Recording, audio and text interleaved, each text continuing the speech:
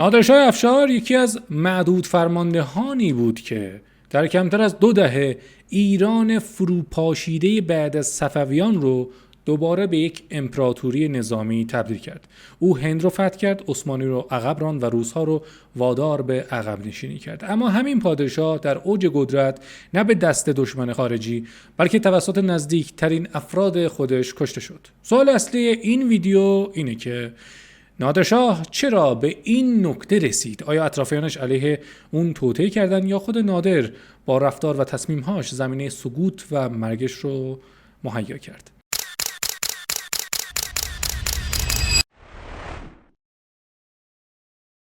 برای اینکه بفهمیم نادرشاه چرا سقوط کرد، باید ریشه‌های قدرت رو درست بشناسیم.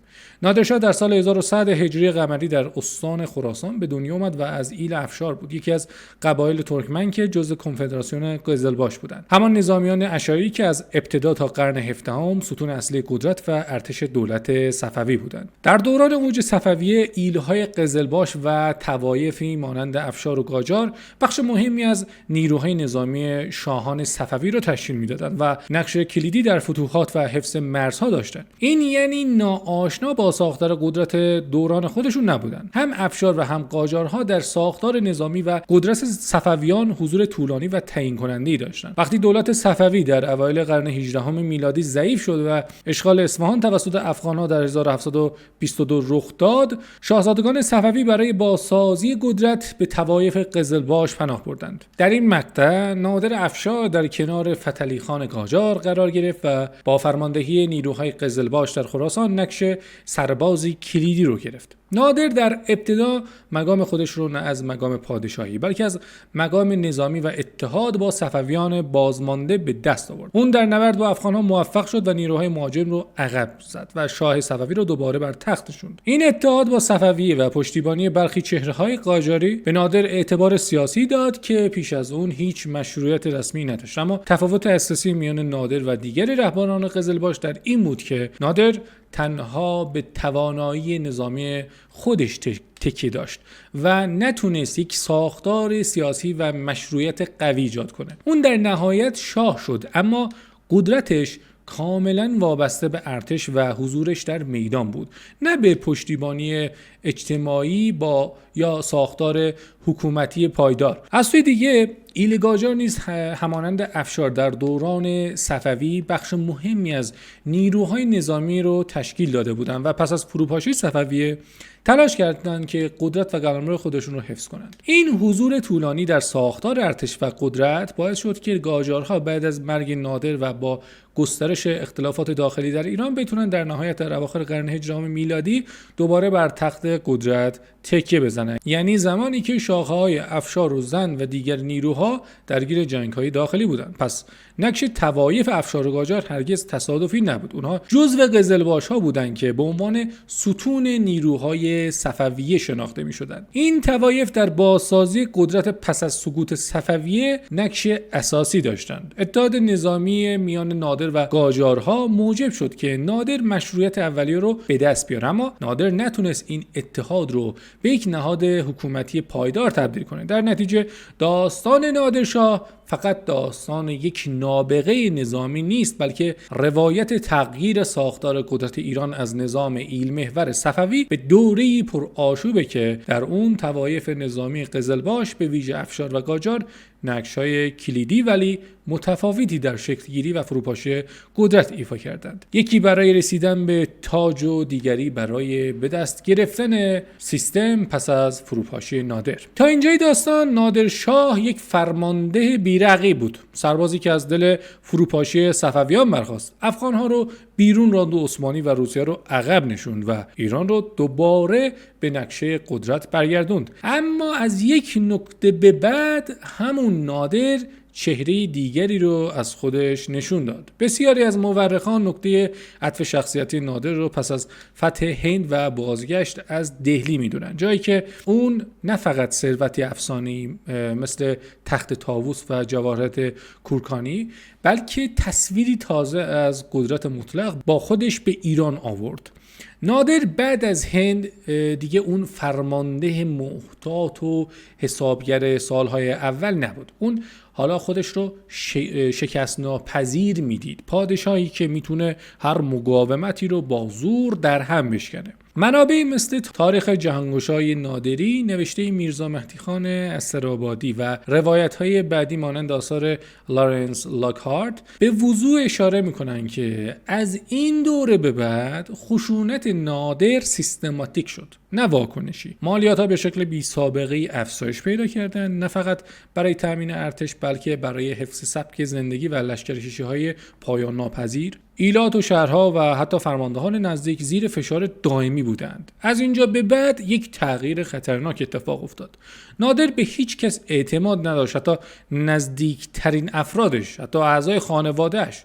نمونه روشنش هم ماجرای رضا گلی میرزا، همون پسر ارشد نادرشاهه، شاهزاده‌ای که سالها در غیبت نادر عملاً کشور رو اداره کرده بود، اما با یک گزارش و با یک سوءظن نادر دستور داد اون رو کور کنن. این تصمیم فقط یک تراژدی خانوادگی نبود، بلکه پیام روشنی به همه داد، اینکه هیچ کس در امان نیست.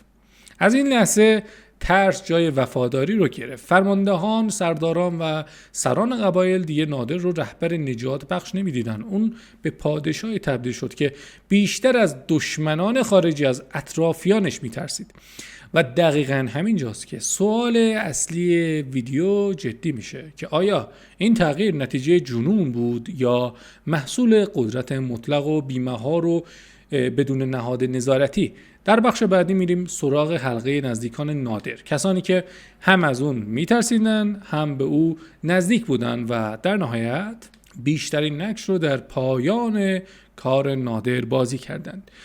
در سالهای پایانی حکومت نادرشاه مسئله فقط دشمنان خارجی نبودند. تهدید اصلی از جایی میومد که کمتر دیده میشد، از درون اردوگاه خودش. نادر امپراتوری ساخته بود که بر ستونهای زور نظامی و اطاعت مطلق استوار بود، اما همین ساختار به تدریج علیه خودش عمل کرد. هرچه خشونت اون بیشتر شد، فاصلهش با اطرافیانش کمتر نشد بلکه خطرناکتر شد. فرماندهان و سرداران و سران قبایل دیگه نه شریک قدرت بلکه گروگان تصمیم‌های غیرقابل پیش‌بینی شاه بودند. روایت‌های تاریخی به ویژه گزارش‌های میرزا مهدی خان استرابادی نشون میده که نادر در سالهای آخر کوچکترین نشانه‌های تردید یا مخالفت را به عنوان خیانت تفسیر می‌کرد. این ذهنیت فضایی از ترس دائمی ساخت، فضایی که در اون هیچ کس امنیت نداشت، حتی نزدیکترین افراد به شاه. نادر برای کنترل این وضعیت به جای ایجاد توازن قدرت، سرکوب رو تشدید کرد. مجازات‌ها شدیدتر شدند، اعدام‌ها بیشتر شدند و اعتماد تقریباً به صفر رسید. فرماندهانی که سالها در کنار اون جنگیده بودند، حالا شب‌ها با این نگرانی می‌خوابیدند که صبح زنده بمونن یا نه. در چنین فضایی وفاداری واقعی از بین میره و جای اون رو اطاعتی میگیره که فقط تا اولین فرصت دوام داره. بسیار از منابع متأخر از جمله تحلیل‌های لارنس لاکهارت تأکید میکنن که نادر عملاً خودش رو از پایگاه انسانی قدرتش جدا کرده بود. او ارتشی داشت که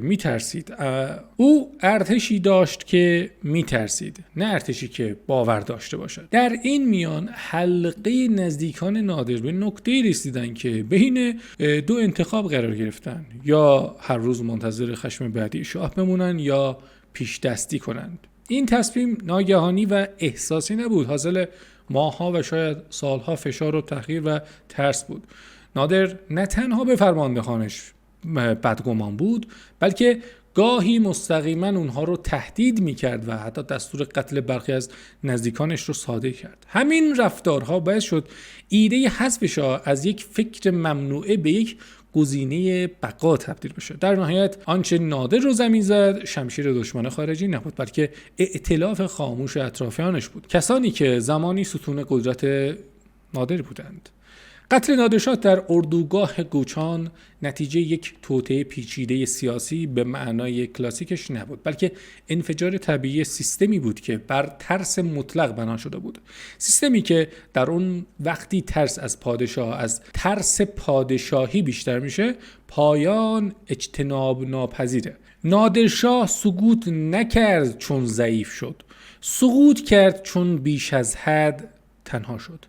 وقتی به پایان نادرشاه نگاه میکنیم، وسوسه ساده سازی همیشه وجود داره. اینکه بگیم اون دیوونه شد و خشن شد و طبیعی بود که حذف بشه. اما تاریخ معمولا ساده نیست. اغلب مورخان جدی از جمله لاکهارت و حتی خود میرزا مهدی خان تأکید میکنن که اون چه نادر رو نابود کرد فقط تغییرات روانی فردی نبود، بلکه ترکیب خطرناک قدرت مطلق، جنگ مداوم و نبود ساختار مهار کننده بود. نادر در سیستمی حکومت میکرد که نه نهاد نظارتی داشت، نه اشراف مستقل، نه سنتی جا افتاده برای محدود کردن اراده شاه. در چنین ساختاری شخصیت پادشاه مستقیما به سرنوشت کشور گره میخوره. اگه شاه متعادل باشه نظم برقراره، اگه دچار سوء ظن و خشونت بشه کل سیستم فرو میریزه.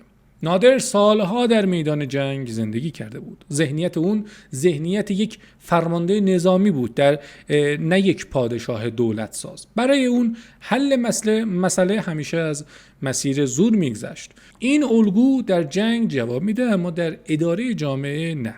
افزایش مالیات‌ها، بی‌توجهی به فرسودگی مردم، فشار دائمی بر قبایل و شهرها و حذف فیزیکی یا روانی نخبگان همه نشانه‌های حکومتی است که ابزارش فقط شمشیره. همین باعث شد که نادر بدون اینکه متوجه بشه سرمایه اصلی قدرتش رو از دست بده، یعنی همراهی مردمش. از سوی دیگه شواهد تاریخی نشون میدن که نادر تا آخرین سالهای عمرش از نظر ذهنی کاملا ناتوان یا بیخبر نبود. اون هنوز تصمیم میگرفت، لشکر میکشید و کشور رو اداره میکرد. بنابراین روایت جنون کامل بیشتر شبیه یک توضیح راحته تا اینکه یک تحلیل دقیق. اون چه اتفاق افتاد بیشتر شبیه فرسایش قدرته، فرسایشی که وقتی با ترس و بی‌اعتمادی و خشونت ترکیب میشه حاکم رو در برابر نزدیکترین افرادش بی‌دفاع میکنه. در نهایت نادرشاه نه اولین فرمانروایی بود که به دست اطرافیانش کشته شد و نه آخرین. تاریخ بارها نشون داده که قدرتی که مهار نشه الزاماً با شورش عمومی سقوط نمی‌کنه. گاهی آروم در سکوت شب و به دست کسانی فرو میریزه که بیشترین نزدیکی رو به اون قدرت داشتند. مرگ نادر فقط پایان یک فرد نبود، پایان مدلی از حکومتی بود که بر فتح بنا شد اما نتونست به ثبات برسه. ممنونم که تا آخر ویدیو با من همراه بودید. تا ویدیوهای تاریخی و اقتصادی و فلسفی دیگر شما را به خداوند بزرگ میسپارم.